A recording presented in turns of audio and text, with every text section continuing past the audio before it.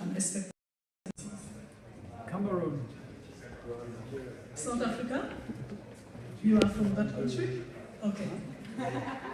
Me, not far. Not far. Not far. Not far. It's unfortunate. The lady who was there is from Uganda. It's actually Uganda. Uganda is the most entrepreneurial country in the world. And in the top 10, you have Cameroon, you have Angola, you have Burkina Faso, Botswana, all those African countries where it's supposed to be very hard to live. And it's actually, it makes sense, because if the government is not giving you a job, then maybe you need to create your own one. So for us, it's an opportunity. And that's the kind of information that we want to have to pursue our mission.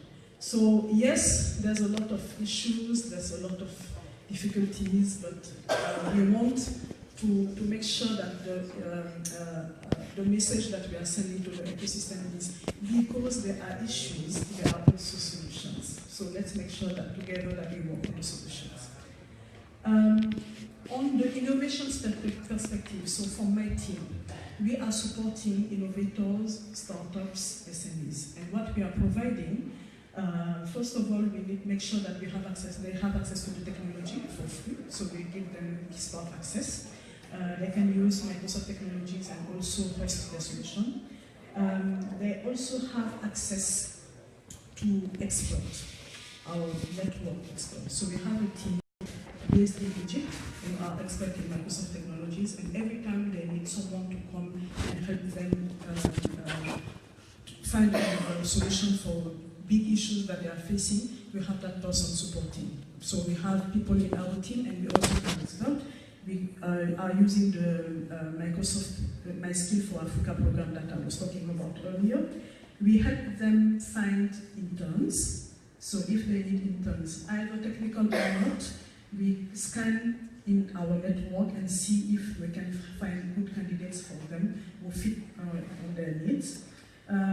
We also providing them access to all the content that we are providing to SMEs. We help them, that's the most important part, we help them on their business. We help them make sure that they have the right strategy in terms of the solution that they are providing, in terms of expanding their market. We are working with advisors, agencies that are looking very deeply on their business plan and coming back with kind of tips and ideas. And once we agree on a plan, a sustainable plan, we finance one part of the plan and we help them reach the financiers, so the investors and the business angels that we have, either in the continent or out of the continent. We have been supporting a lot of startups in the continent, many of them, by various ways. Do you know about MCOPA? Did you heard about MCOPA? Yeah? So MCOPA, when we started with MCOPA, it was 3 years ago. They were, at that stage, it was just an idea. So for those who don't know, MCOPA is providing solar energy to rural zones by using pay-as-you-go system through phones. And we have been working with engineers, taking our time, having experts coming, doing investment, and as of today, they are one of the biggest companies in the continent, having more than 1,000 employees, and they are actually one of the biggest Microsoft customers in the continent. So that's exactly the kind of example that we want to have. We want to build a pipeline of companies in the continent, but we also want to have an impact on social. Very important for us. We want the population, the African population, to see the value of what we are bringing. And to kind of illustrate that, I would like to show you a video of a startup that we are supporting again in Uganda. So the CEO participated to a competition that Microsoft is doing every year called Microsoft Imagine Cup. And I will just let you see the video so that. For as long as I can remember, I've had a desire to do something that changes someone's life.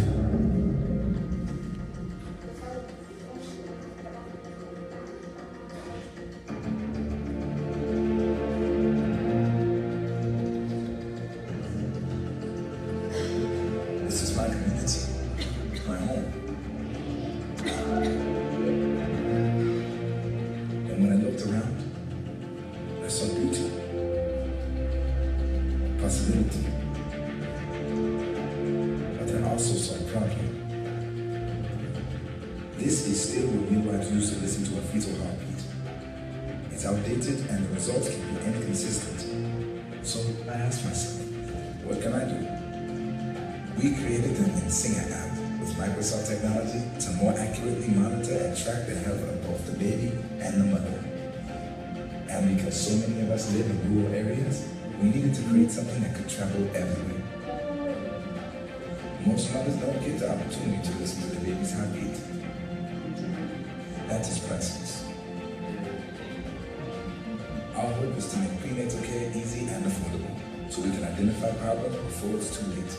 This means we're ultimately saving more lives. That means a brighter future for all of us.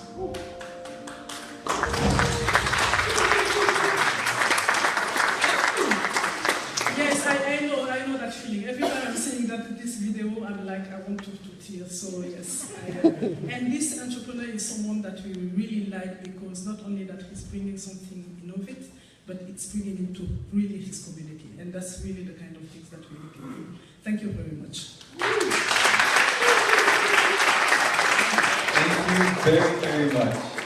Again, one of the people or companies or partners very close to our hearts is GreenTec. And Peter, did I catch you by surprise? Yeah, so our dear friend Eric Young could not join us, but he's definitely with us now. And we have two of his colleagues here. So Peter will take the first one, and his other colleague will also join us for the panel. So I would give the podium to Peter, and he will share with us what GreenTec is all about.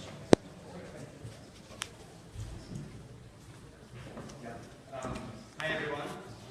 So again, as he said, I think I'm here to talk instead of Eric, who is our CEO, and just to give you a sense, he might be having a baby tonight, tomorrow morning, we don't know, but that's really the reason that he's not here. So I apologize for you're stuck with me. And again, my name is Peter Grouev. And I'm a partner with GreenTec Capital. We're a German-based company, and we're based in Frankfurt. My specific role within our small yet growing team is developing investment strategy as we continue to invest in more impactful startups across East and West Africa, as well as keep a keen eye on risk management for us as well as for our investees. So again, I briefly want to talk a little bit about and give a sense of what's the African startup investor and VC perspective. And once I conclude the brief presentation, you'll hear more during the panel from our CFO as well, Thomas. So again, briefly, who is GreenTec? I would not be surprised if you had not heard of us. We're a very young company. We have been operational in just a bit over a year. However, we like to think that we have accomplished quite a bit in this short period of time. Again, we like to think that we'll ultimately be the premier German investor in impactful African startups. We utilize a low-cost acquisition model, and ultimately we turn under-the-radar startups into sustainable companies.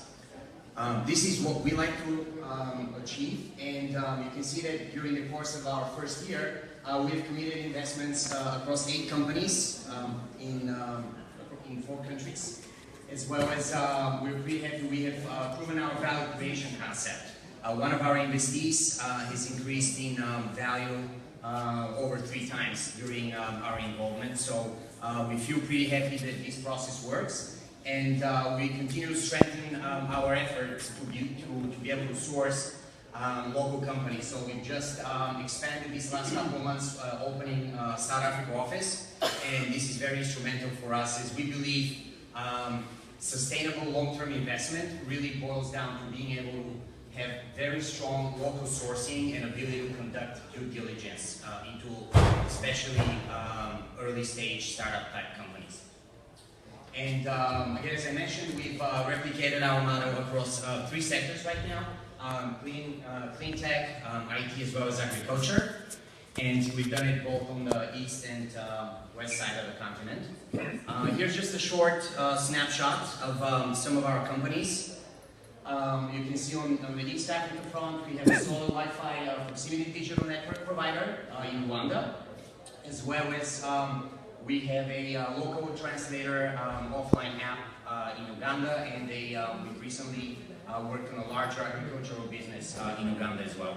On the west, we have effectively a big data analytics tool. It's a survey app in Nigeria, as well as we have we're pretty involved in the agricultural startup and businesses in Ghana. We have a farmers marketplace where farmers across Ghana can sell their production via an app. It's a very efficient tool, and we've liked our involvement there. So again, this was just briefly to show you, the types of things that we have done over the course of the year. So how do we pick companies? What is our focus? I think I wanted to go a little bit about our philosophy, and I think as some of you that are in a startup position looking for money, it's important to understand what investors may look like. And it was already mentioned before, but obviously understanding the strategy, which may vary dramatically from investor A to investor B, is very important before you submit applications and try to make rationale if you should apply for funding. As obviously a lot of investors out there completely getting bombarded with random pitch decks that completely may not fit a sector. So a little bit about us. For us, the most important thing as we started this business was to be able to create an impact. And before even picking certain sectors, we decided that by investing in talented entrepreneurs who have transformational capacity to affect impact in the local community is probably the best way to create that impact. So we've really focused on the strength of the entrepreneur's vision, and we define our focus on impact along the lines of, we want to see someone that has genuine interest in making a difference in creating an impact. So for us, this was number one, and once we had that philosophy, we decided as we grow our businesses, we want to be aligned with what bigger investors focus on. And step two was basically to start focusing on investment objectives that are a little more closely aligned with the objectives embedded in the UN's Sustainable Development Goals. So you can see a lot of the SDGs are kind of sprinkling out there. We want to be there. We want to create impact and help alleviate poverty. We want to fight climate change, etc., etc. So this is how we built our view of the world, and in terms of the sectors, we have been in clean tech, sustainable agriculture, and obviously as we grow over the next few years, we hope we can transfer our expertise easily into access to education, healthcare, etc. Investment targets, that's another thing that's very important to understand, which investor looks where, and we have found a niche that works for us. It's the very, very early stage of beginning a company. It's slightly after the concept idea stage, and that's called proof of concept. So if you just have an idea, we're not quite sure what to do with it, but if you've shown that you've done the effort, you've spent half a year struggling to figure out how to get these payments through or how to reach farmers in northern Ghana, if we see you've done the work, we're convinced that you're onto it and you're passionate about it. So being as close as you can to proof of concept, we think it's very, very important to even you wanting to talk to an international investor. So for us, again, we're at the very early stage. We need proof of concept, and ultimately scalability is the very important thing. Now, as we brand ourselves into ultimately being able to build an impact investment fund, scalability is something we look at, but it's even more important to understand that a typical venture capital firm, the one and only thing they would look at is scalability. The return expectations that a VC firm has, they want to make 10 to 20 times on their money, and this is how they commit investment. So you being able to convince someone that your little idea that you're working on in Kenya will easily be scalable across the whole continent is very, very important in your effort to be able to get money. And again, briefly, a little bit about how we work. Obviously, as we developed our business model over the course of the year, We have ran into a lot of different players in the marketplace, and we actually now have identified our model being not necessarily in competition with any one of these particular players, but we all complement each other. So the easiest way to think of us is we're effectively a private equity style company, and what I mean by that is private equity, these are big multi-hundreds million of dollar investment firms, and they bring operational expertise into any investee. Now, however, they only do it in big checks. They do it for big corporations. This is where they invest. We're basically taking a private equity operational hands-on model and we bring it at a very small stage of investment. So where we are good at, we take investment risk, but we do it in the smaller spectrum. We're involved at a very early stage, and this is how we operate. And we found that there truly is a niche at that early stage. So that being said about our model, now I want to really talk a little bit about. I guess I'm losing the microphone. Why are we involved there, and what is our investment thesis? And some of you before talked a lot about why Africa is a very, very interesting opportunity to be invested right now.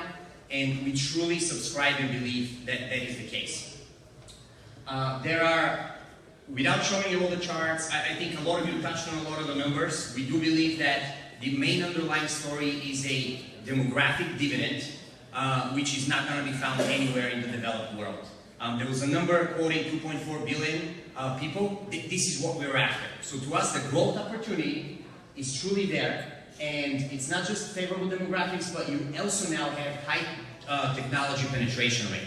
Okay? We talk about leapfrog technologies. It's truly an amazing opportunity to be able to create a business that does not cost much to create because you don't have to build the infrastructure. Everyone is on their smartphones. In Ghana, smartphone penetration is 130%. Right? Everyone has 1.3 cell phones in their pocket. This is how they operate. They don't need to run to a bank. They can dial something and make a wire on their phone. So the technology opportunity in Africa is tremendous, and we believe it's the best time now to get involved. Fast-growing local consumer demand, very, very important. Again, we don't think that some of the models that historically have worked, Southeast Asia, export-oriented countries, this is all great stuff from a macroeconomic standpoint, but Africa will deliver simply by the large and growing local consumer market. Lastly, a thing that we believe is at the beginning, but there's more and more data showing that companies are finally able to deliver profitability and growing revenues, growing incomes off of the lower end of the income population. And to us, this will be the game changer. I think international companies have historically shied away because it's hard to imagine how you can have GDPs that are 10 times lower than in the States and 5 times lower than in Europe, but now the numbers are there. You may have smaller margins and you may be making a lot less off of each sale, but when you have 180 million people in Nigeria, this market is bigger than effectively, like France, Germany, and Benelux together. So it's important, and this is the gist of our thesis. Fundamentally, we truly believe these things are happening, and the thing that's really pushing us into this idea is that more investors are now paying attention, right? The photo behind, someone just talked about the story. Facebook visited and he wrote a check for 25 million to these guys. That's great, but this is just the beginning. To us, we see a lot more investors asking, and ultimately we believe that this will become a great investment opportunity as more and more people move towards that arena. So, coupling all these together, we believe that for us, our investment thesis really is that if we start acquiring a portfolio of small startups, we curate the risk. We bring in a lot of growth expertise, risk management expertise, and collectively, if we create a portfolio, there will be very high likelihood for us to be able to have successful exit opportunities. And this is what investors do. Investors don't go into an investment hoping to lose money. They deserve to make money because they've taken the risk. So this is how we look at it, and we are trying to position ourselves for what we see is going to be a secular 5 to 10 year trend going into more big investors pay attention and start to commit capital in different African stories. So the challenges, so why are these deals not happening? Last year only 185 million was committed across entire Africa in technology startups. The problems are both. The issues are visible for investors as well as for entrepreneurs, but the bigger problems are investors cannot find the channels how to access the market, and there's not an investment track record. They need to be able to see the numbers to know what to expect before they commit larger checks, right? It's also very expensive to perform due diligence, and identifying investing opportunities cost inefficient. So all these things put together, it really still, the investment opportunity in Africa carries a very high perceived risk component. And this is why major investors shy away. If we find a way to bring down that risk perception, people will be able to invest a lot more. On the entrepreneur side, the one thing that we continue to find is a lot of smart ideas are not able to package it together and to create a good growth presentation for an international investor. They may have a great idea, but they want to operate in a small region in North Ghana. We sit down with them and we develop a growth trajectory that can make them be in entire Ghana over 2 years and then start attacking Nigeria within a year. This is what helps to afterwards go and sell that idea to a big venture capital investor firm. Okay? And some of the other things, again, low valuations, I'll talk a little bit about it, but ultimately, combining these challenges is how we structured. Again, this is not the only solution to overcome these challenges, but we have found that the way we create our investment cycle is something that tackles all these challenges along every entry point. So from our initial investment point, we're local, we do due diligence, we have people in our network from Johannesburg that call around and do the work, and it's an efficient way to really learn what's out there. Most importantly, once we commit investments, adding a strategic growth trajectory and working in to reduce these risks is what we believe ultimately helps that business to increase value and make it sellable to a large international investor. Additionally, being able to be at every step with a small startup, help work on their impact and be able to pitch these ideas to international impact investors is also one thing we find works great. So, I guess I have a couple minutes. So, ultimately, quick little chart on the funding and I'm done here. Now, a lot of you might have seen this general progression of, what happens with a startup.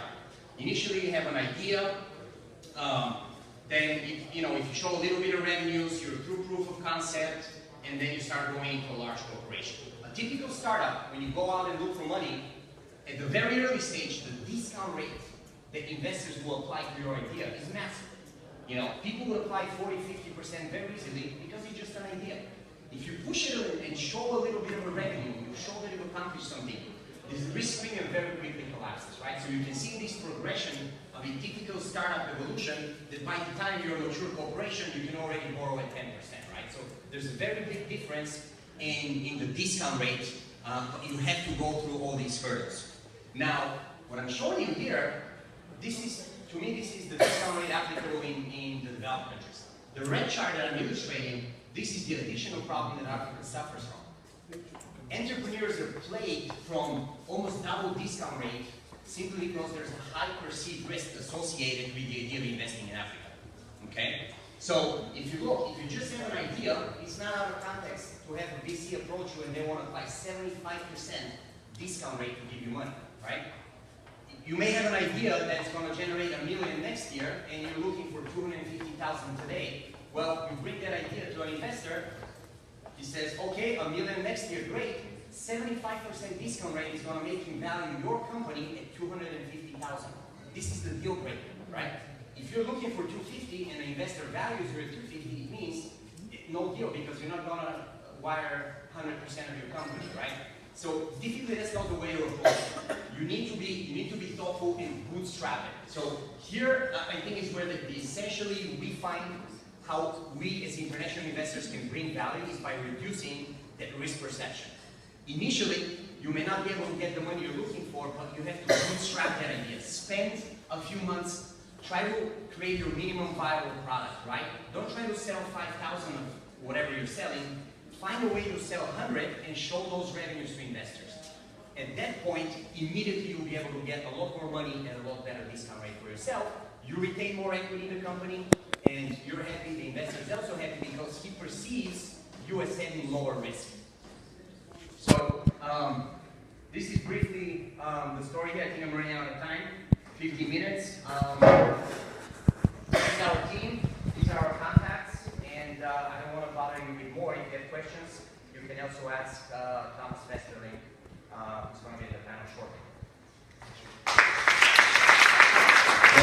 very much. Stephen? Okay, so we can start our panel immediately. Stephen, actually people are wondering where I am, so I'm right here. Okay, so please, we have Derrick on the panel, we have Kave on the panel, we have Djiba, and of course we have Stephen, who is going to moderate this for us. So please join the panel now. Thank you very much.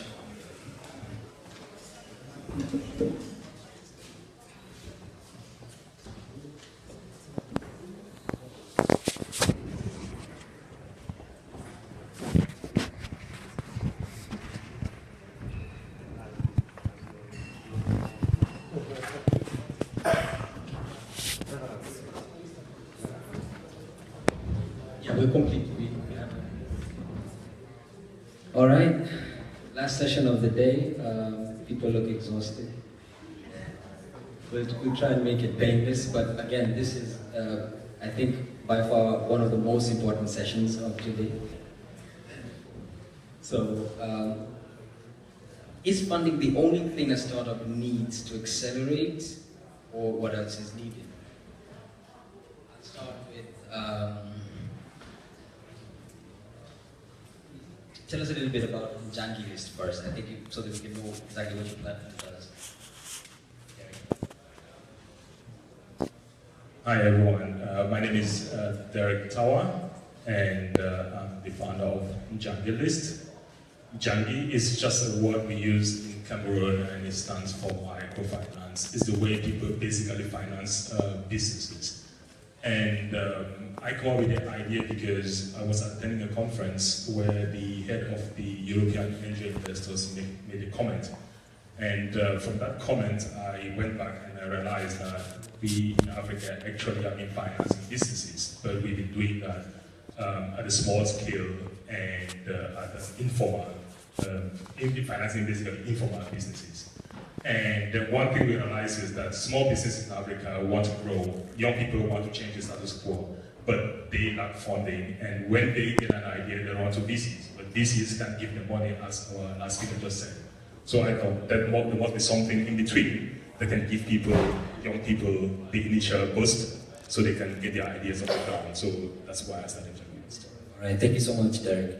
Kave, we'll move over to you. Tell us a bit about your platform, your work, what you're doing with women, which I think is also extremely important at this point.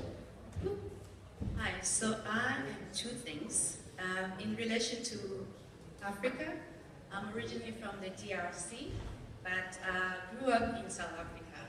And the reason why I grew up in South Africa is my family fled to South Africa because of the war in the DRC.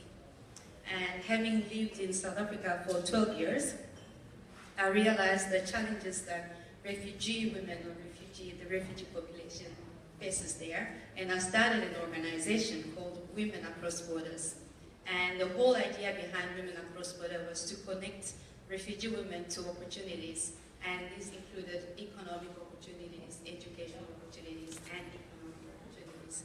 And I just recently moved to Berlin to do a master's degree in public management, which I've just completed. And I've just started working for a startup, an e-learning startup, which is really an important link to my work with refugee women and the power of education. And at the moment, what I'm trying to do is to try to see how to recreate Women Across Borders as a social business instead of a non-profit organization. As we've seen, a lot of aid has been sent to Africa, but we haven't seen much results. And I have been working in the non-profit industry, and it hasn't been really helping. So my platform is really to create and connect refugee women to opportunities. That's what I'm trying to do. Thank you so much. Djiba, you mentioned the various accelerator programs that Microsoft for Africa is part of. What's the structure? What would it mean for a startup? Do they have to give up a certain amount of equity? What? Yes, I was expecting that question because we have that question every time. So no, we don't. It's a commitment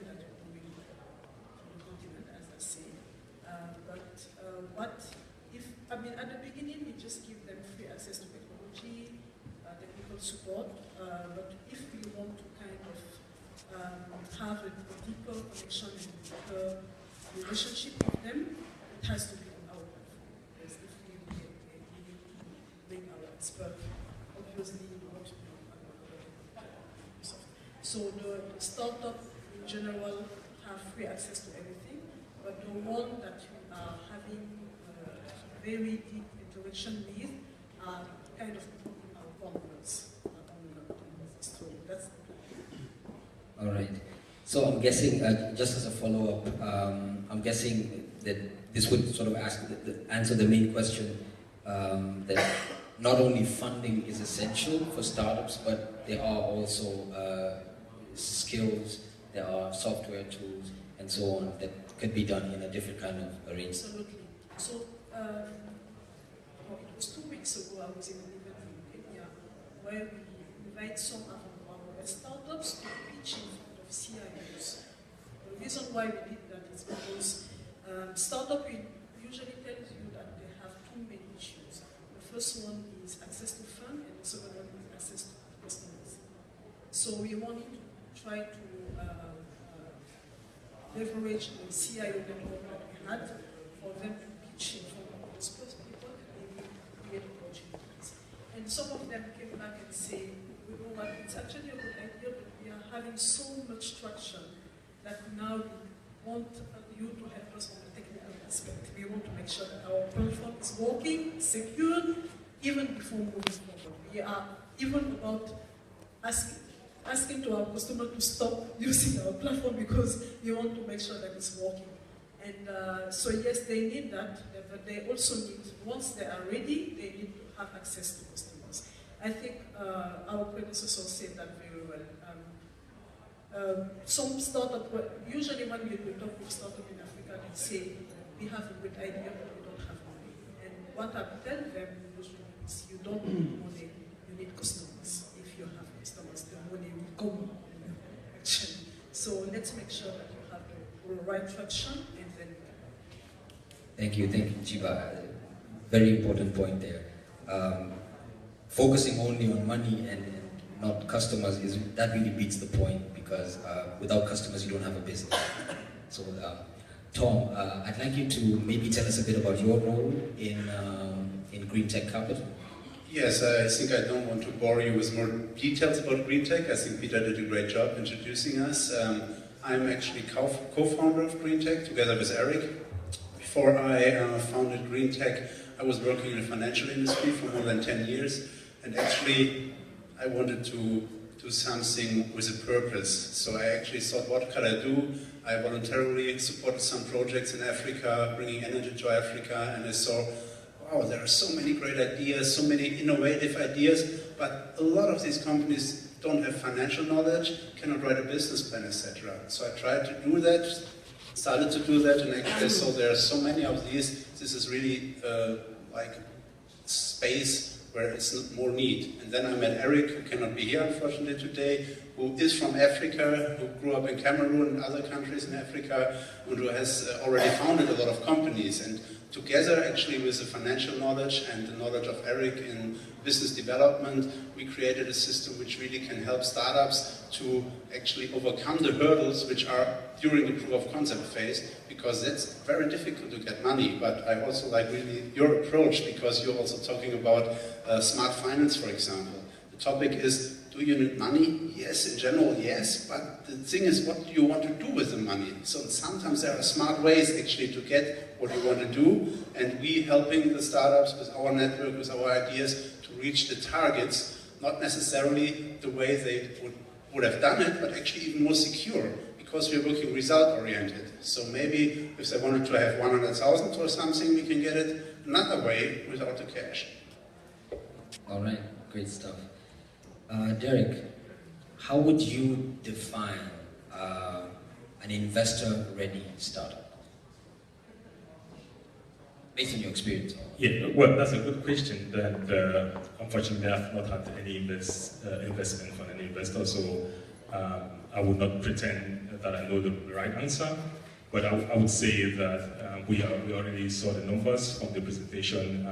We saw that if you have an idea and an investor is convinced that you can scale, and then it means your idea has a proof of concept, and they are convinced that you as a person can really drive that company to where it's supposed to be, then I think you are ready to get investment. All right, great. I'll go back to Djiba and the issue of the customers. The question is actually directed at Tom, based on the last slides that we just saw. We've seen that your company actually helps these startups by capacity building, joining the management team. Tell us a little bit about how that works, like practically, to sort of help them to get that level of traction that they need. And the final question in this case would be, how does it play out in terms of equity? Yeah, very happy to answer that, but this is also the typical question, of course. The answer is a bit different than Microsoft, because our business model is obviously different, but let's get back to the start. So how does it start? Usually, like we are GreenTec Capital, because we know most people are looking for money. So the capital is important in the name, and a lot of startups come to us, okay, we need money. And then the first question we ask, what do you need it for? What is the target you want to aim? And then we really discuss very in detail the business plan, what they want to achieve, which sources, etc. And then we really check actually our network, if we are able to deliver what they need. It can also be cash, so cash is not excluded, but we always try to have the smart way. We check our network if we can deliver what they want in a smart way. And actually we only work with startups where we also as GreenTec think we can bring value. Because even if it's the best idea, we only believe in win-win situations. People will not be happy with a collaboration if they don't feel that we can really contribute to it. So therefore, actually based on the business plan they're having, we will make some suggestions and then actually agree together with the founders team on milestones. And only if these milestones are achieved, these are actually the dreams of the founders, then GreenTec will become shareholder in these companies. And so it's actually no risk for them, it's a risk for us. We will be working, we will invest in money, we will be investing time, but that's what we believe. We believe in sustainable business, we want to be a long-term partner. We don't want just to have a commission because we found an investor for them. We want to be there when it's really going great, also in 3 or 4 years, but also be there if there's another financing round or they have issues. So this is a theory which is working out great. As Peter mentioned, we have 8 startups now. I think the first one we actually, I say acquired, even though we call it more a partnership, actually developed very well in this time. So we brought them actually access to new software where they thought they would have need to buy it for 200,000 euro. We did it with a partner of ours, much cheaper. By now, actually, even Microsoft is a partner there. They're also using Microsoft, but it's in parallel in this case. We brought also now the Ministry for Environment, actually the German ministry in, who gave a grant for 200,000 euro. We got an additional hardware company who is now actually helping to improve the existing product for this company. Also would not even have talked to them because they would not have trusted them that they pay the bills, etc. It's a bit sad that this is the case, but it is the world. And we talk to the network of good engineers, and they talk to us, and so we can actually make the trust and bridge this gap, which Peter mentioned, that there's actually, we make transparency. We help them to deliver the material in the way the investors and potential partners expect it. So this is, I think in the time we're having it's how I would explain it.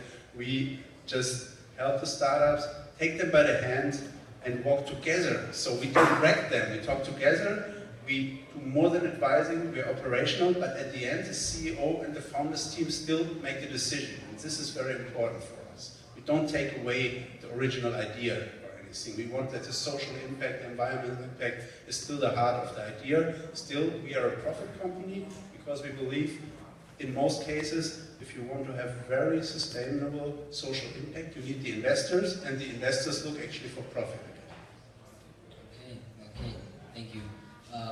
Kave, my next question goes to you. They say necessity is the mother of invention. I think women are the greatest entrepreneurs in the African continent. And speaking of social impact, investing in women, supporting women, I think, again, has the greatest social impact. They build communities. So, in your opinion, what more can be done to support women and help them accelerate these businesses or ideas? I think there's that book that says women deliver, and that's really true that women delivers when it comes to the African context. And we all know there's the gender disparity in developed world, where they say there's a gender gap in tech, there's a gender gap everywhere. But much more even in Africa, where you don't get to hear the stories. And I think what we need to do is to be intentional about these things. If we really want to see women succeed, we have to make sure that we fund them, that we create programs specific for women to learn, to have access to resources. We've received trainings and trainings. Who's giving us money? You know, who's giving us the skills that we need to go to the next level? And this is what I feel that for startup to accelerate, they actually start from the VC stage, where we have to actually be intentional and say, we're going to pick a women's startup, a women-led startup, to make sure that they also have an opportunity to lead and also be able to create opportunities for other women and girls in their community. So, GreenTec, I'm watching. You're absolutely right. We already have women in our portfolio, and for us it's very important to support women and youth. So this is really integrated. But we don't have more women than men now, but we're working on it. Derrick, I think you'd like to add on to that. Yeah, I just wanted to add that the biggest problem in Africa, you said women are among the most entrepreneurial in Africa. I mean, we have examples of women that have sent 4 or 5 children to university just from generating income from a business. The problem we have is that the scale of the number of women that are in the informal economy is extremely high. And no matter what they're doing, some of the ideas that they have is really scalable ideas. But because of the perceived risk, they never get any financing. The banks will not give them money. So we need a kind of way of getting these people to understand that their idea is much bigger than where they are, and also to get people to invest in that idea to take them from one stage to the next. So it's a combined set of activities, and that's where an ecosystem, a functional ecosystem would have been great. So the financial sector is not really playing that part in the ecosystem in Africa, and that's why we are looking at alternative ways of financing at the moment, and that's where we are coming in. Okay. Speaking of alternative financing, what experiences have you made with your platform until now? Like, what would be the takeaways that you tell us? Hey, this is what we've seen in the last couple of months. Well, my platform is basically going towards crowd investing. And initially, I started with a lot of motivation, knowing that it's going to work, because I'm doing that out of Europe. But I realized that there are a lot of things that come into play when you want to set up a crowdfunding, crowd investing platform. And so we've come a long way into making hard experiences, understanding that the market will not function the way it functions in Europe. So in Europe, a crowdfunding, crowd investing platform functions 100%. In Africa, you need much more to make it functional. So I would say we are now at a stage where we're taking a step back to redesign the platform to make it functional for everyone. But we believe that that's the way to go to provide an alternative way of financing. And there are a lot of studies that have been done to prove that this is a concept that can work. The market is there. I mean, it is expected 2020. We expect that there will be more than 400 million euros of crowdfunding capital on the continent. And so it's already a big potential. And we just need to find right solutions to get people to adapt to this solution. Again, Derrick, before you hand over the mic, what is the percentage of, in your experience again, percentage of female entrepreneurs as compared to male? Well, I don't have the right numbers at the moment, but when you talk about entrepreneurs in Africa, I think women dominate. Women actually dominate. This is from my personal experience as a child growing up in Africa. My mother was an entrepreneur. My aunt was an entrepreneur. I mean, I think every African here can tell the story. So we have a lot of entrepreneur women in Africa. As I said before, the only problem is that they are very informal. And we just have to educate them on one hand, make them understand that the ideas that they have is quite scalable, and find an alternative way of giving them money to get the ideas to the next level. And definitely they have a big role to play. And coming back to the number of Africans that we have on the continent, it's growing, and it's very, very young population. So it means that, and a lot of that is female. So it means that in the next years we have a lot of work to do to get entrepreneurs, create businesses that can employ people that will help the economies to grow. And women are going to play definitely a great role in that. Okay. I'd like to open up a few questions from the audience before we close. Yes, just before Sorry. take the question, one comment on what he said. Yes, please in Africa, women are, almost all the women are entrepreneurs. Most entrepreneurs are women, but you don't have a lot of IT entrepreneur women. That's a big issue. And that's it. We are having that discussion every time we're going to an event. How do we make more women, more girls initiating to IT so that they see an opportunity for them as well? And how we can even train or even, I don't know, provide access to technology to those women who are already running small businesses. So it's an open question. We'll be very happy to have maybe feedback from the audience and see what we can take from there. Thank you, Djiba. Thank you so much. The first question would be here.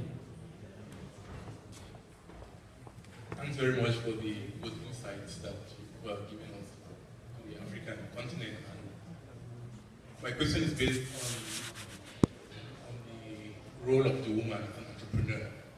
We touch on many aspects or point of views.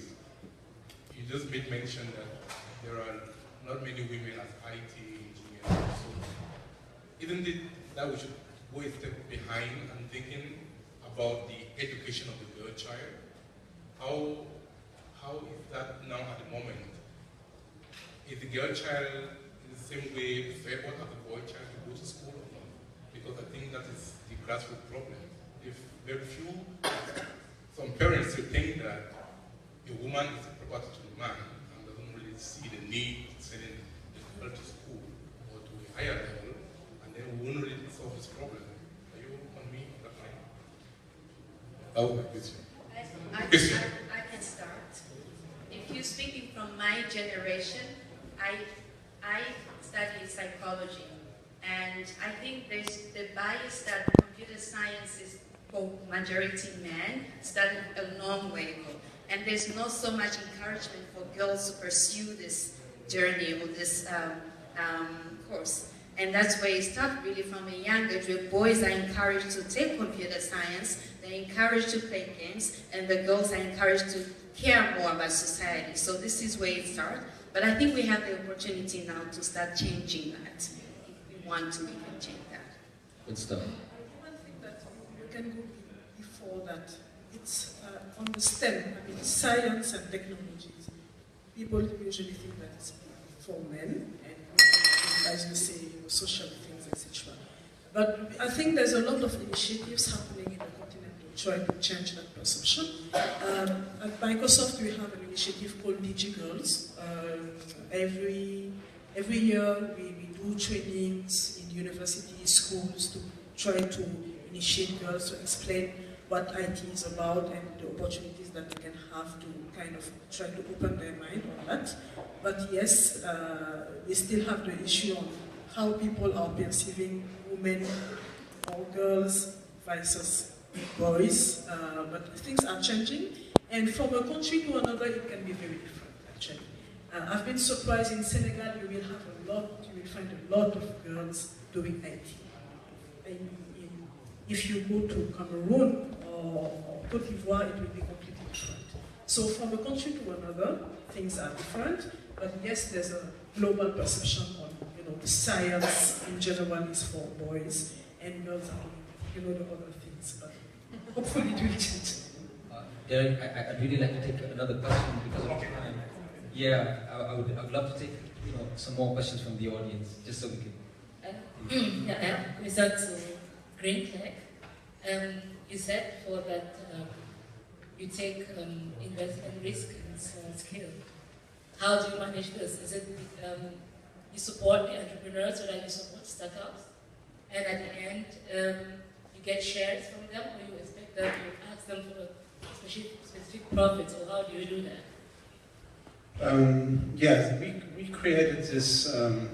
Actually, we had Jörg, I think, from Google here, who told the audience they don't do consulting for equity, which I agree to a certain extent, because that's not what we're doing. I always try to highlight we don't do consulting, we do results for equity. So we decide with the startup, where do you want to be in 1 year, how much money do you want to raise, and how much are you willing in general, or what do you expect from your own valuation. And then together we set this target, and when we reach this target together, so it could be that we invest our own money, it could be that we bring co-investors, etc., but only when we reach this target, then we have a cooperation contract which turns into a shareholder contract, and we are becoming long-time shareholder in the companies. All right. Any more questions? That's the last one, and then we close.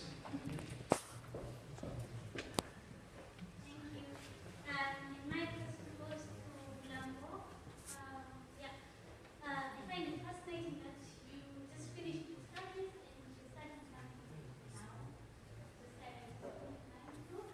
And it's very interesting that you're dealing with women, refugees, and I also work with refugees. I know how it is like and how women are treated. And my question is, how far have you gone with this, with your work or whatever you are searching? And where are you based? And Congo, you take Africa, now you're doing. So it's like, so where are you planning to settle and to, thank you. All right, so I've been running Women Across Borders for 8 years in South Africa before moving to Berlin. And like I said before, we have been running as a non-profit in South Africa. And that is what, moving to Berlin, I really want to change that. I do no longer want to be a non-profit organization. I want to be a business with a social impact. Still focusing on my users and my community, which is the refugee women. And in this instance in Berlin, will be the immigrant women, because there is a really huge number of us here in Berlin. And we're not yet established, but we are building the community. As you've heard, it's not really about how much money we have.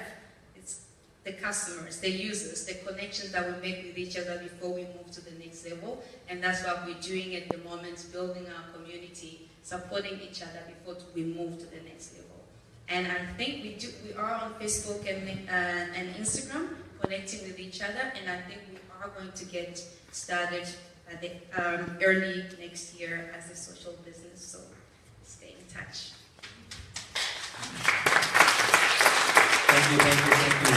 Thank you guys. At this point we come to the end of the session. Thank you, Tawah. Thank you, Djiba, Kave. Thank you, Derrick. And then over to you. Thank you very much. Okay, we are just about to get to the last part of the marathon, and we will have LMnotion, and my own good friend Elizabeth is going to give her pitch, and then of course Tupomoja is also going to join us, and he says he's going to wow the crowd, so be ready for that. He said I should. I said.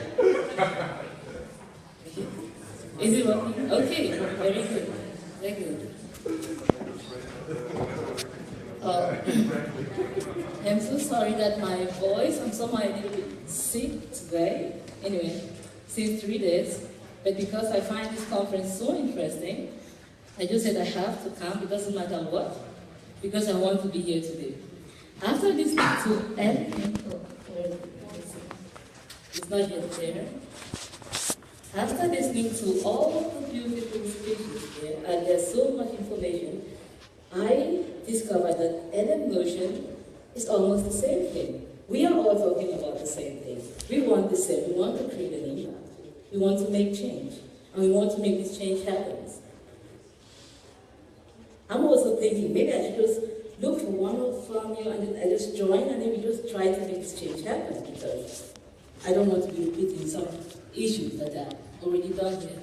But then, on the other side, I saw that I am not from the techno region, but I'm more of the socio-economic and business administration. If you can see from my own topic, from my own focus, is some sort of talking about immigration control. That is what is not mentioned here, what I've not seen here today.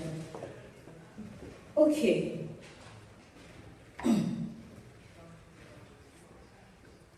Why LMnotion? Why did I decide to do this? Or why did I decide to build up a team like LMnotion?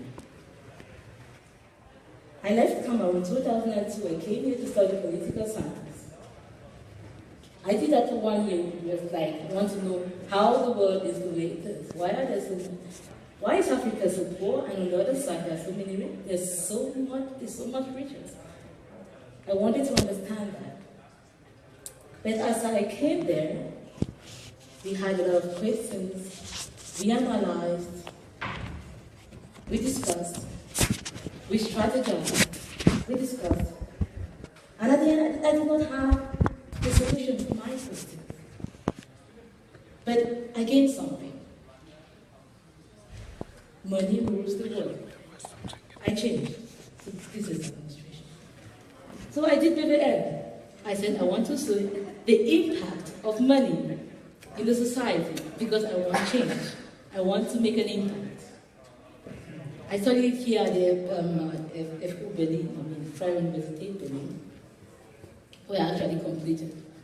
So I went last year to Cameroon and I discovered that everybody wanted to go to Europe. It was just like, anybody I see, I want to go to America or want to go to Europe. I want to go and study there. There the life is better than how we have it in Africa. But on the other side, I discovered there are so many opportunities, but they don't see it. So I decided to say, I'm going to make change. I have to do something. So what are the problems? It's just that the people, they lack the know-how, they don't realize these opportunities that they have. What are we planning to do? We're planning to create cooperation, to create partners where they can cooperate with them to gain this experience because they lack the practical experience. They've gone to the universities, there are a lot of people who study, especially in Cameroon, in Ghana as well. So they have this theoretical knowledge, but they lack the practical experience. And they need companies, they need investors to support them.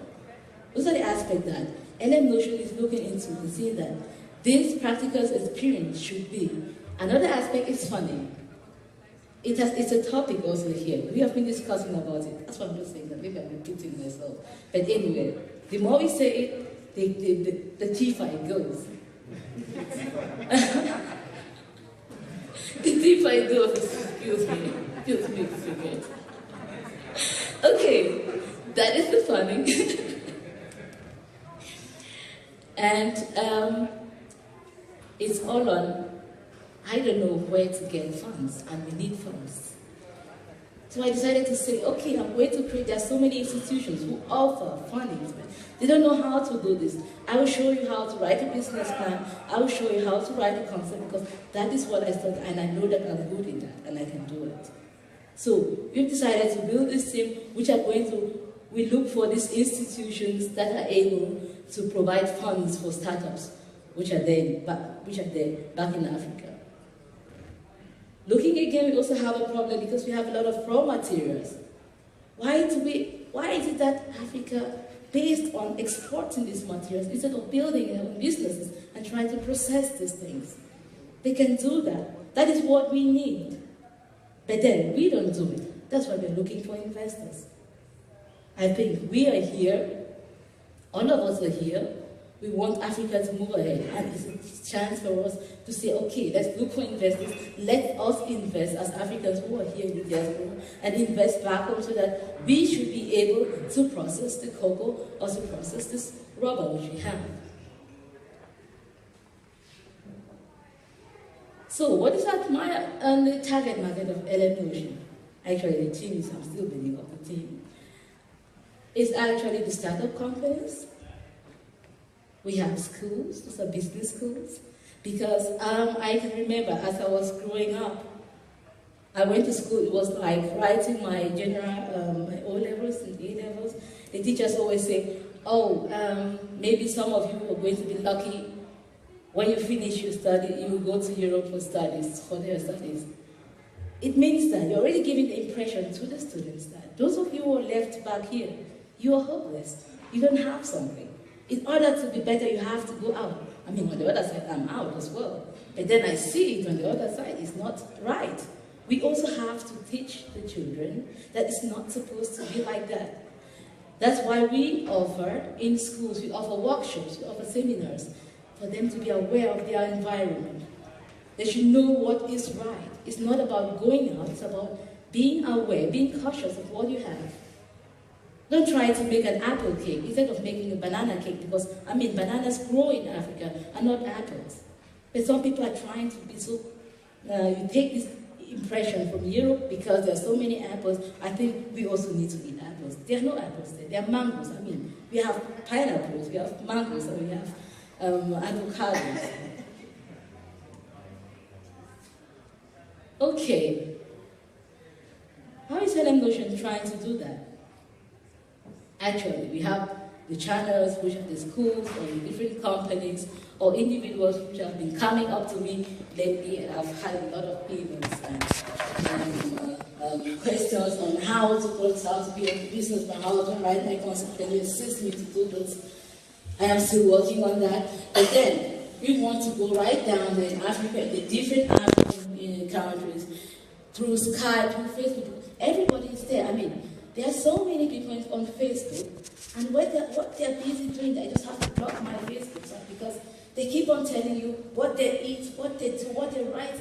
No, I mean, instead of using this means for some very creative information, you start seeing information like that. I mean, we don't have something to do with what I start asking myself. But then, to use like the regional posts or radio station, going on TV, making advertisement, using the internet, YouTube, different channels, in order to get to them because they don't even, maybe some of them don't really like to read. So, how am I saying it? LMnotion is not an NGO as well. It's actually profit-oriented. I'm just trying to give a scheme. Just that's the first year of looking at how the services are going to go up, that in the next years, the next 3 years, it's something that is going to develop because there is the potential, there is the need. And if we work effectively, we are going to get very good results with the list that we have. I don't want to go into details because it's going to be too long. And Moses is there looking at me already. So, after telling you the reason why, I just had to make this clear concept, what LMnotion is. It has 3 vertical concepts. That's first we do this consulting actually, going to the companies to try to look how they also how to motivate companies this the management development, the companies, how it works. And then also trying to promote startups, develop the workforce, make sure that we offer jobs for those who are there, creating a company that is going to employ at least 50 people, because I know employing 50 Africans, it means helping at least 300 of them, because they always support the rest. The third part is very important. That is what we haven't heard today.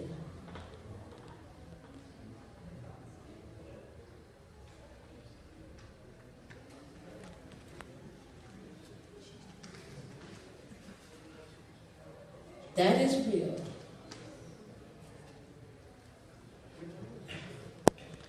In this boat, that could be my brother, and I think it's my brother as well. The point is, these young men in this boat, they are men of hope. They leave their countries, from Senegal, Cameroon, I don't know, Ethiopia, wherever it's gone. They strategize, they make a real plan to move over and take this whole risk to come over to Europe because they have a vision. They have hope. They want to better up their lives and the lives of their families. They are not thieves, and they are not rapists. They are not criminals as well. They are intelligent and they have hope to have a better life tomorrow. But it's just that, unfortunately, Africa is losing these risk bearers who are actually entrepreneurs we need in Africa. Those who are ready to take the risk to build up something else. And that is what we need in Africa. So we as LMnotion, we want to prevent that. We want them to stay. And if on the other side, they don't want them to stay, then they should cooperate with us who want them to stay. Because we will, LMnotion will provide some of them jobs if I can see them. Now I really tell them, I mean, they are heroes and not criminals. Because I will not take that risk myself to go over the sea just because of that. Because I think somebody who does that really have a view, has a perspective, has a vision, and stay focused and wants to do something and wants to achieve it. And that is how it is. So, in this case, we don't only have to talk about it. We also have to take action. That is why I said, after taking my first step, telling people about entrepreneurship, telling people about creating their own business, I decided to write a book. It's called Entrepreneurship, an African Perspective. Yes, and it's right out there because I wanted everybody to see it today. So, this book is actually, I was just trying to tell the people about how you can write a business plan. There is a layout, how you can write. Every step is clearly written, really simple, and for the African. It's so small, it's not thick, it's just that they don't like to read, they prefer to watch TV. But then, they can read it because it's not really that bad. And I took the examples just from the local environment so that they can think. I'm going to talk about some sort of instruments which only exist in Europe. I've never heard about them. Like what I learned in physics in school. I can only imagine how I was dreaming on what is this H2O or whatever. But then I use the examples of the things that are existing right there. So I said, I want every African to get it, and you can give it like presents for your friends, because I just want to reach the Africans. They should try to build up their own businesses. So please get a copy, and if you have any question, you can ask me. Thank you for your attention.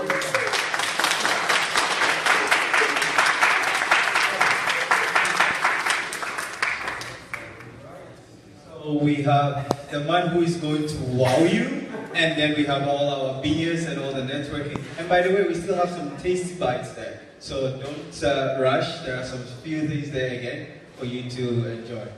Okay, over to you.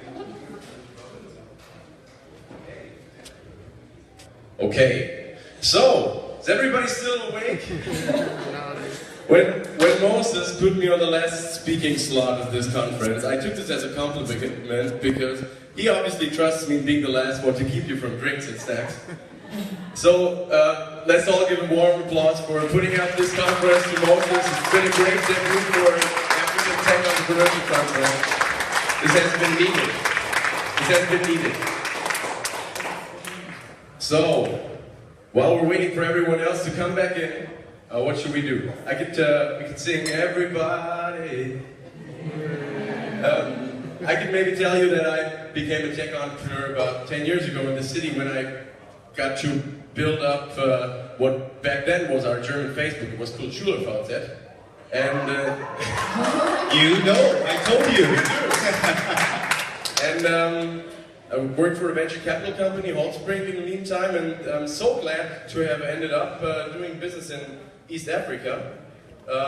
And what we're doing now is doing something that our customers would actually not really do, going to our website. Oh. so we're not going there either. Because obviously, you've heard it before, there's still a lot happening in informal markets, a lot happening offline and so on. But we will see this in a minute. Else, it's going to be fun because I'm going to draw my slides like a pantomime artist. Okay. What we well, it's a tech company's building. Innovate, connect, accelerate. All right. Innovate. I think we can all cover that. You innovate. We innovate. My aim now is to connect to you. And this is why I'm going to this website. You can find all kinds of stuff here, but what we're interested in is this little section, investor relations. And then I'm going to jump right into this little site where actually any one of you can become and connect to our company, can become an investor at Tupomoja for just a few bucks. Fill in your stuff here, but what I'm looking at is actually this file.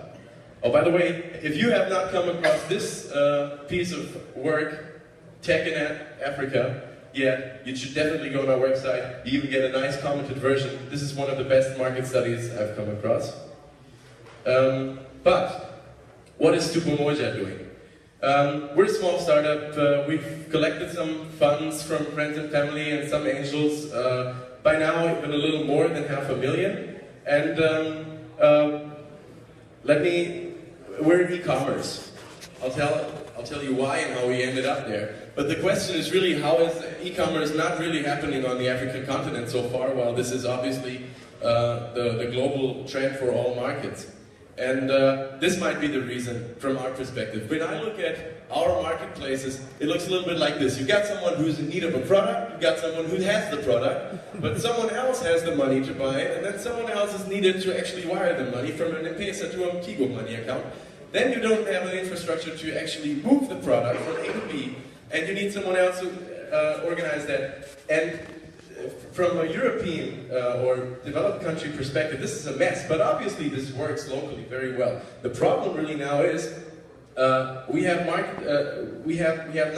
have the infrastructure to scale these kinds of marketplaces. So we have these kinds of marketplaces, local marketplaces, competing against all the global marketplaces, and there's really thousands, hundreds of thousands, maybe local marketplaces that have to kind of work out as a marketplace to be able to compete with these international players. And that's probably too much of a struggle, too much of an effort. And what you do see is you see a lot of international corporations and companies coming into Africa trying to adapt their business to local conditions. That's the problem already. They have a business, they have their DNA. If you want to adapt to the African continent and its culture, ooh, that's a tough one. You all have lots of anecdotes of that in your head. Now, VCs are a bit better off. They can pick new models, right? They don't have to stick to what PayPal is doing already or what Barclays is doing already and kind of adapt to the continent. They can pick nice, interesting business models. Like GreenTec is doing with the solar kiosk thing, kind of great business. But we've heard it before. As an investor, you have certain checklists too from your lending partners. You have certain criteria: how to invest, when to invest, how much to invest. So you are limited too. And with these limitations, I think if the corporations, just as well as investors, really only tap the top X%, let it be 10% of the continent's market, I think what is really needed is what we call homegrown models. business models that look at this market that you've just seen in this picture. Look at how these people interact, how business is being done, right? What are the dynamics? Who are the players? How do they think? And then build something from there. Build a local, homegrown model, and then try to, in the second step, try to think internationally and scale it into being international player compatible after a while. So that's what Tupomoja is doing, and I'll take a little break now because what I missed earlier on my little way across our website is to show you a short clip, which is important at this time of day to keep everybody going. So here's a short clip describing what Tupomoja actually does. And how you can become a... No, this is without the sound. Wait a second. We'll make it work, I believe. Okay, this is going to be this awesome sound again, and it's happening now. No, these guys are working. Okay. So, let's see. There's sound, I don't know. Yeah. Most people are investors, even though they often do not know it. Some invest in their family's future, others in their own, and some do invest in teams to let ideas flourish. How about you? What makes an investor is that he's always on the scout for an opportunity, on the scout for something with a proof of concept, on the scout for the next big thing. Searching for what you need, finding it, exchanging goods and pay for them is the oldest concept in economic history, and it works. The biggest opportunities to invest in are developing regions, in our case to East Africa, a region that is becoming more and more digital. Around 70% of all people use mobile phones in Tanzania. Smartphone penetration in sub-Saharan Africa is growing exponentially from 5% in 2013 to about 40% in 2020. But although digital is sweeping over, there are analog problems left. It is hard for people to find and get what they need in terms of trade, and mostly what they want to buy is far away. That is basically where Tupomoja comes in. Tupomoja is 3 businesses in one company. Tupomoja Media, Tupomoja Logistics, and Tupomoja Money. And those 3 businesses can now help to solve analog problems and therefore to boost local economy. Check that out. Our customer, let's call him Justin. Hey Justin, how are you doing? Needs a tire. Justin knows Tupomoja already, in the form of our magazine, Facebook site, or local agents, for example. He finds the tire of his dreams in the Tupomoja print magazine and instantly orders it through text message. He gets it with Tupomoja Logistics, where a chain of micro-joggers and contracted partners simply get the packet real close to Justin, most likely to a street shop near him. Justin pays to Tupomoja in any way he wants, and the shop gets paid by Tupomoja. Simple, fast, and safe. And Justin is the happiest man on earth as he got his tire. Okay, next time we deliver something more hard to break. Anyway, Tupomoja now gets around 10% cut of the transaction, which hopefully makes you as our investor just as happy as Justin. Okay, that's a hard challenge.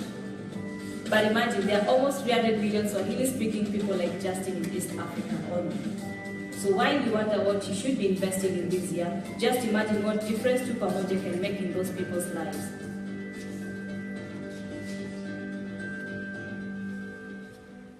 All right, thank you for your attention. And now let me get back to where we left off. The question I just told you in the beginning is why e-commerce? Ricky has already left the building, so I feel free to say that we actually have been the largest classifieds player in Tanzania, right next to the Zoom Tanzania they've invested in.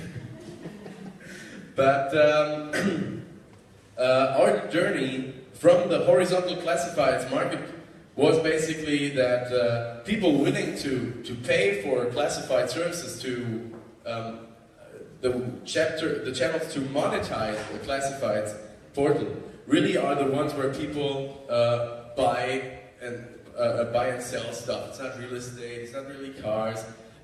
So we focused on that, and we gave them what they wanted.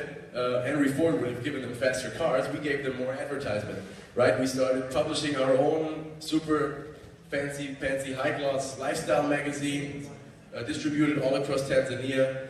We started booking Facebook advertisements for them because they didn't have a credit card or a PayPal account, so they could pay us in cash or through M-Pesa. We booked for them. We became a media agency, but then we realized that that's not enough. We need the infrastructure for the product actually to get to the customer, and the money to get from the customer to the seller in a convenient and cheap way. Because you know about the transaction fees of 10 to maybe 15% between certain payment providers. So this is how we kind of shifted from a classifieds business, which started out already in 2013 as a project, as an idea, into an e-commerce infrastructure business, if you want, which we are now. So we are three businesses in one. We're a media agency where we kind of take the products these shops have, kind of spread it all across different media. We do bulk SMS campaigns, we do our own magazine, we advertise in others, digital, all of that. We do money transactions, trying to move money quickly and cheap from one payment provider to another. The customer could actually pay us in cash. We write a check for the bank account to the seller, or everything else in between regarding mobile money, PayPal, Bitcoins, whatever. And then regarding the logistics, we kind of connect a large range of different, we call them micro jobbers, people who just take one job at a time, transport something from the shop to the central bus station, or anything else. And we also have 200 overland buses under contract who then carry the parcel from Dar es Salaam into the countryside and drop it off at the rural bus station. So this tire for Justin actually gets pretty close to him, and he doesn't have to take the bus to go to Dar es Salaam, spend the night, find the shop, find out he doesn't have it, his cousin has it, maybe that's still in a container, take another day off, and so on. It's really changing lives for dealers and customers in the rural area. And it's also accelerating sales for the shops. And obviously we're a great team, just like all startups must be to still be up and running after 3 or 4 years in Tanzania. Even though there's a lot of white skin on these slides, we've been partly even born and raised in Tanzania, and some of us do speak Swahili more better than German. So that's basically it for Tupomoja. Where do we want to go? We want to make this work in Tanzania. We have these three businesses. We'll see which one branches out fastest. Besides this diversification, we obviously see the East African, Swahili-speaking countries as an opportunity, looking into Kenya, Rwanda, and so on. And there's a lot of business potential to come from these areas in terms of financial analytics or whatever. So if you want to become part of this, if you want to connect to accelerate what I just described, reach out, go to our website, tupomoja.com. There's this investor relations section, and anyone, I think starting from $1,000 can become a proper shareholder. This is crowdfunding done the right way. And yes, looking forward to have you on our cap table. Asante sana. Thank you very much. Okay, so we are done, and we're going to have our sweet stuff. But before I do that, I think that I want to call on some few people to just come close to me. I need the Afrolynk core team, please just come quickly. Let's just say a big thank you to our partners, our sponsors. Please, all of you, just come. You know yourselves. I don't want to mention names. Let's do it now. Okay. Awesome. Well, good.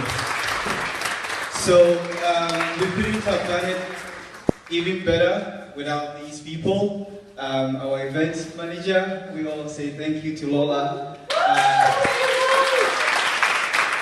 And our security experts, the one who says we need to do it, we need to be on time, that is him here. And then we have our media, in terms of all the video and technical, that is Samson. For music, entertainment, you already know Siddiqui. And again, we have Cynthia. She's been very dynamic. She's also helped out with the media. Thank you very much. And graphics, by the way. And then the silent secret soldier who's been doing a lot of social media campaigns and helping us with all the Facebook. So if you see me being tagged, that is Tina. Thank you very much. And again, there are some people secretly sitting down who said they don't want to show their faces. I know Derrick has been doing something for us. We have Catherine and everyone. We really want to say a big thank you. And we want to say thank you also for our partners and everyone who made this possible. Thank you very much. And please, we can all move, network. We have enough time, but we just need to move out of this room so that we can have the